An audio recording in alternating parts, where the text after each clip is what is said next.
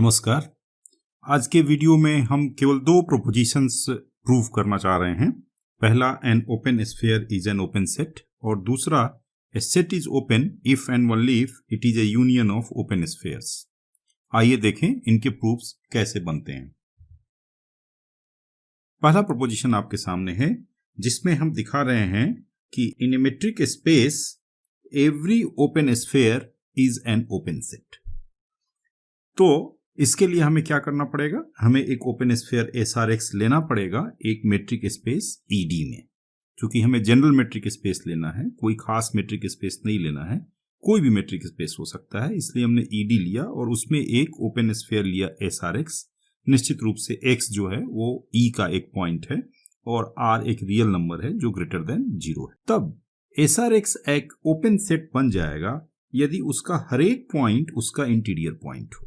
यह हम जानते हैं डिफिनीशन ऑफ ओपन सेट से। अब इसलिए हम क्या कर रहे हैं कि एक पॉइंट Y ले रहे हैं SRX में और प्रूव करेंगे कि Y जो है वो SRX का एक इंटीरियर पॉइंट है। अब Y SRX का इंटीरियर पॉइंट कब होगा?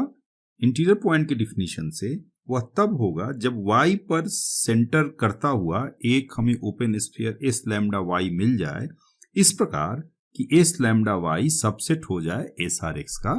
यह तो निश्चित है कि चूंकि लैम्डा रेडियस है इसलिए लैम्डा ग्रेटर देन 0 होगा। तो जो मुख्य प्रॉब्लम है हमारे इस प्रोपोजिशन में वो ये है कि इस लैम्डा को हम ज्ञात कैसे करें ताकि S लैम्डा Y सबसेट हो जाए SRX का, क्योंकि Y तो हमें मालूम है कि वह कोई पॉइंट है SRX का। तो मुख्य बात केवल लैम्डा को ज्ञात करना है। अब कभी कभी क्या होता है कि एक दिए हुए प्रॉब्लम को एक सिंपल सेटअप में हम अगर ले जाएं तो वहां से कुछ मोटिवेशन हमें मिल जाते हैं जो बताते हैं कि जो कॉम्प्लेक्स सेटअप है या जो मोर जनरल सेटअप है उसमें हम उसको कैसे सिद्ध करें। तो इसलिए हम क्या कर रहे हैं कि हम R² में जरा इस प्रॉब्लम को देखने की कोशिश कर रहे हैं। ये R² मतलब यूक्लिडियन मेट्रिक स्पेस हम ले रहे हैं। हम जानते हैं कि यूक्लिडियन मेट्रिक स्पेस में ओपन स्फीयर एक ओपन डिस्क जैसा होता है। तो आइए हम अपना ओपन स्फीयर SRX खींचते हैं। तो ये हमारा ओपन स्फीयर SRX हो गया, जहां X हमारा सेंटर है और R हमारा रेडियस है। अब इसमें हमें कोई पॉइंट Y लेना है, तो आइए एक पॉइंट हम ले ले Y। ये हमारा पॉइंट Y हो गया। अब हमें Y को केंद्र मानते हुए एक ओपन स्फीयर इस प्रकार बनाना है कि वह ओपन स्फीयर जो बड़ा वाला ओपन स्फीयर SRX है उसका सबसेट हो जाए। कैसे बनाएं? तो देखिए, यदि हम इसका रेडियस इतना ले लें जिसको हम लैम्डा कह सकते हैं, और इस रेडियस के साथ यदि ओपन स्फीयर बनाएं और इस ओपन स्फीयर को S लैम्डा Y कहें, तो ये जो ओपन स्फीयर दिख रहा है आपको S लैम्डा Y, वह निश्चित रूप से सबसेट है SRX का। लेकिन प्रश्न अभी वही है कि आखिर ये लैम्डा जो रेडियस हमारा है इसको ज्ञात कैसे करें। इसका सिंपल तरीका है कि ये पूरी लाइन हम केंद्र से मिला दें और केंद्र से मिलाने के बाद हम इस दूरी लैम्डा को निकालें। ज्यादा अच्छे से समझने के लिए हम इसको पूरी लाइन को यहां पर दिखाते हैं। मान लीजिए ये पॉइंट X है और ये पॉइंट हमारा Y है। तब ये जो पूरी दूरी है, ये पूरी दूरी हम जानते हैं कि रेडियस है R, और ये दूरी जो है यही हमारी दूरी लैम्डा है, और ये दूरी जो है ये हमारी दूरी है dxy। और इसलिए लैम्डा का मान हमारे लिए हो गया R माइनस dxy। तो जो R²D जहां हम इस प्रॉब्लम को देख रहे हैं वहां स्पष्ट है कि अगर लैम्डा का मान हम R माइनस dxy ले लें तो जो open sphere S lambda Y मिलेगा वह सबसेट होगा हमारे ओपन स्फीयर SRX का, जिसे हमें ओपन सेट प्रूव करना है। और इसलिए Y इंटीरियर पॉइंट हो जाएगा और SRX ओपन सेट हो जाएगा। कम से कम ऐसा विजुअली तो हमें दिख ही रहा है। लेकिन जैसा आप जानते हैं ये तो एक पर्टिकुलर स्पेस हो गया R²D। हमें इसको प्रूव करना है एक जनरल मेट्रिक स्पेस में, और जनरल मेट्रिक स्पेस में जरूरी नहीं है कि ओपन स्फीयर जो है वो सर्कुलर दिखे, वो एक जनरल सेटअप है। लेकिन यहां से जो हमें मोटिवेशन मिला कि लैम्डा का मान R माइनस dxy लें तो ऐसी पॉसिबिलिटी बनती है, तो इस मोटिवेशन के साथ हम देखेंगे कि क्या जनरल सेटअप में भी यह लैम्डा काम करता है। आइए देखें, अब हम जनरल सेटअप में भी lambda is equal to R minus D X Y ले लेते हैं।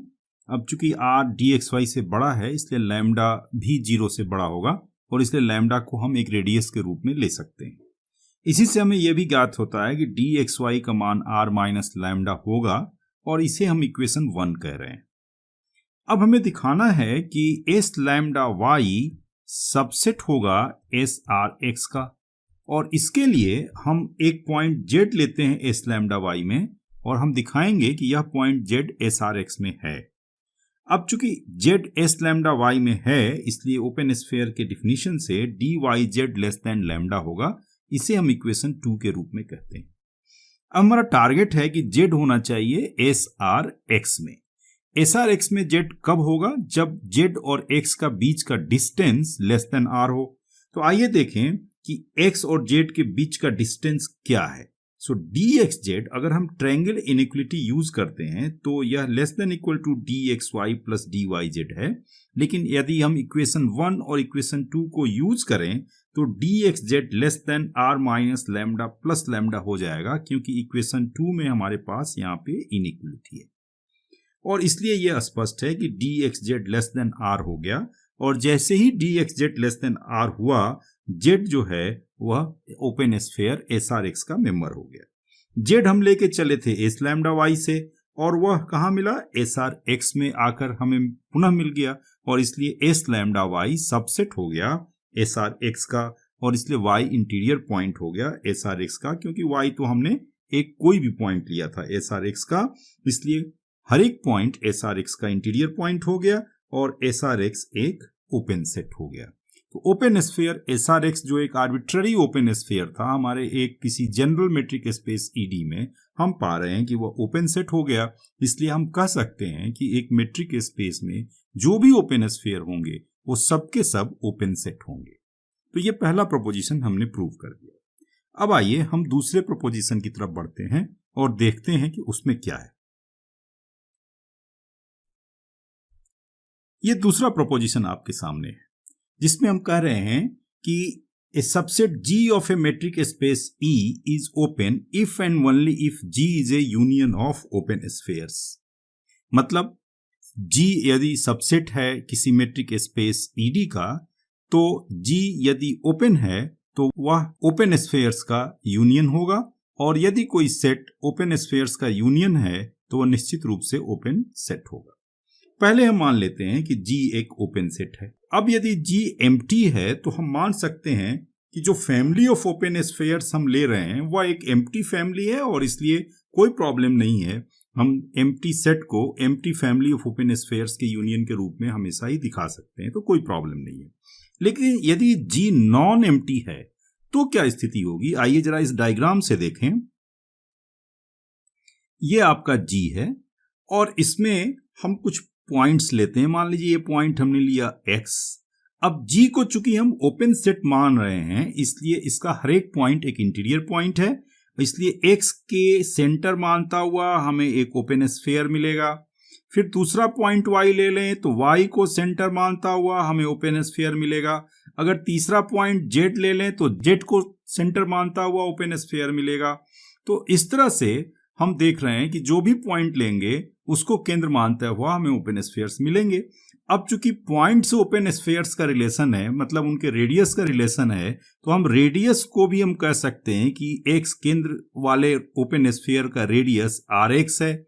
इसी तरह से वाई केंद्र वाले ओपन स्फीयर का रेडियस आर वाई है और जेड केंद्र वाले ओपन स्फीयर का रेडियस आर जेड। इस तरह से हम कह सकते हैं और मोटे तौर पर हम इसको यूं कह सकते हैं कि ये फैमिली हमारे पास है ओपन स्फीयर्स की एस आर एक्स एक्स, और जहां पर एक्स जो है वह बिलोंग करता है G में। तो ये एक फैमिली हमारे पास है। अब क्या है कि for each X in G हमारे पास एक open sphere S R X मिल गया। वह एस आर एक्स क्या है? सबसेट है G का। चूंकि हर एक एस आर एक्स G का सबसेट है इसलिए अगर इन सारे ओपन स्फीयर्स का यूनियन भी निकालें तो वह सबसेट होगा G का, इसमें कोई डाउट नहीं है। क्योंकि सारे के सारे ओपन स्फीयर्स G के अंदर ही हैं इसलिए उनका यूनियन भी लेंगे तो G के अंदर ही होगा। जरा उल्टा भी देखें, कन्वर्सली यदि x G में है तो निश्चित रूप से x इस ओपन स्फीयर SRX X में है और यह ओपन स्फीयर इस फैमिली में शामिल है और इसलिए यह x इस फैमिली का भी मेंबर हो गया। तो x G में है और वह इस यूनियन में भी हो गया, इसलिए G सबसेट हो गया इस यूनियन का। और इन दोनों को अगर मिला दें तो हमें मिल जाता है कि G बराबर union of this SRX X जो फैमिली ऑफ ओपन स्फीयर्स है उसका। तो हमने G को एक ओपन सेट लिया, ऑफ कोर्स नॉन एम्प्टी, तो हमने देखा कि वह ओपन स्फीयर्स का यूनियन है। अब आइए जरा हम कन्वर्स देखें कि अगर कोई सेट ओपन स्फीयर्स का यूनियन है तो क्या वो ओपन सेट है। यहां पर हम ले रहे हैं कि यदि G union of empty family of open spheres है तो उस केस में कोई दिक्कत नहीं है, वह भी एम्प्टी होगा और इसलिए आप जानते हैं कि चूंकि एम्प्टी सेट ओपन सेट होते हैं इसलिए वह ओपन भी हो जाएगा। अदरवाइज हम मान लेते हैं कि G non empty family S lambda of open spheres का यूनियन है, मतलब G बराबर यूनियन S लैम्डा है। और non empty family S lambda कहने का मतलब है कि उस फैमिली में कोई ना कोई ओपन स्फीयर शामिल है, ऐसा नहीं है कि ओपन स्फीयर नहीं है। तो G बराबर यूनियन S लैम्डा हमने ले लिया, जहां S लैम्डा हमारे ओपन स्फीयर्स हैं और लैम्डा एक इंडेक्स सेट I के ऊपर वेरी कर रहा है। वी डोंट नो कितने लैम्डा हैं, जो भी I के जितने एलिमेंट्स होंगे उतने हमारे S लैम्डा होंगे। अब चूंकि हमारा ये फैमिली नॉन एम्प्टी है और ओपन स्फीयर्स भी नॉन एम्प्टी होते हैं, इसलिए निश्चित रूप से G जो है हमारा है वो भी एक नॉन एम्प्टी सेट। अब यह सिद्ध करने के लिए कि G ओपन है, हमें केवल यह दिखाना पड़ेगा कि G का हर एक पॉइंट उसका इंटीरियर पॉइंट। तो G का हर एक पॉइंट इंटीरियर पॉइंट है, यह दिखाने के लिए क्या करना है, सिंपल सी बात है कि आप X ले लीजिए G में और दिखाइए कि वह X जो आपका आर्बिट्ररी है, रैंडम चॉइस है, वह इंटीरियर पॉइंट है आपके G का। अब X हमने G में लिया, चूंकि G union of S lambda है इसलिए X निश्चित रूप से S लैम्डा में होगा किसी न किसी लैम्डा के लिए। लेकिन यह दिया गया है कि S लैम्डा जो है ओपन स्फीयर्स हैं, तो चूंकि ओपन स्फीयर्स हैं इसलिए ये ओपन सेट्स भी हैं। हमने अभी सिद्ध किया कि हर एक ओपन स्फीयर एक ओपन सेट होता है। तो ये S लैम्डा जो हैं ये ओपन सेट्स हैं हमारे लिए। अब ओपन सेट्स हैं तो इनका हर एक पॉइंट इनका इंटीरियर पॉइंट है। तो X चूंकि हमने S लैम्डा में लिया इसलिए S लैम्डा चूंकि ओपन है, हमें एक ओपन स्फीयर SRX मिलेगा। इस प्रकार की SRX सबसेट हो जाए S लैम्डा का और S लैम्डा सबसेट होगा G का। हम डायग्रामेटिकली इसको यूं समझे कि मान लीजिए कि ये हमारा G है, G is equal to union of S lambda, और इसके अंदर हम कोई पॉइंट लेते हैं, ये पॉइंट हमने लिया और ये पॉइंट हमारा X पॉइंट। अब इस पॉइंट को कंटेन करता हुआ कोई ना कोई S लैम्डा होगा क्योंकि G union of S lambda है। तो एक S लैम्डा आइए खींचें, ये मान लीजिए कि हमारा S लैम्डा है। अब S लैम्डा चूंकि ओपन है इसलिए X को केंद्र मानता हुआ एक ओपन स्फीयर मिलेगा जो S लैम्डा के अंदर होगा। वह ओपन स्फीयर कैसा होगा? वह ओपन स्फीयर ऐसा हो सकता है जिसको हम कह रहे हैं SRX। तो यह SRX केंद्र है इसका X। इस तरह का कुछ पिक्चर बन रहा है, मतलब X आपने लिया कहां? G में। X जैसे ही G में लिया वह X किसी न किसी S लैम्डा में होगा। अब चूंकि S लैम्डा ओपन है इसलिए X उसका इंटीरियर पॉइंट है और इसलिए X को केंद्र मानता हुआ एक ओपन स्फीयर SRX मिलेगा जो S लैम्डा का सबसेट होगा। निश्चित रूप से वह SRX जो हुआ वह सबसेट हो गया G का भी। अब X आपने कहां लिया था? X आपने लिया था G में। G का एक आर्बिट्ररी एलिमेंट X इस प्रकार है कि SRX सबसेट मिला G का और इसलिए X इंटीरियर पॉइंट हो गया G का। चूंकि X आर्बिट्ररी था इसलिए G हमारा ओपन सेट हो गया। तो यही चीज यहां बताई गई है कि by definition now G becomes open. तो डायग्रामेटिकली भी हमने देखा इसको, लेकिन डायग्रामेटिकली कभी कभी सतर्क रहने की जरूरत है क्योंकि आप जानते हैं कि ओपन स्फीयर्स हमेशा ही गोले नहीं होते, सर्कुलर शेप में हो, ये कोई जरूरी नहीं है। समझने के लिए हम डायग्राम्स का यूज करें, लेकिन जनरल मेट्रिक स्पेस में हमें एनालिटिकल प्रूफ्स ही देने पड़ेंगे।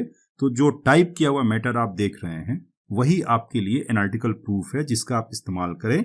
चीजों को समझने के लिए, देखने के लिए डायग्राम्स को हम केवल यूज कर सकते हैं, ये आपकी उसमें मदद कर सकते हैं, लेकिन उससे प्रूफ नहीं बन सकता।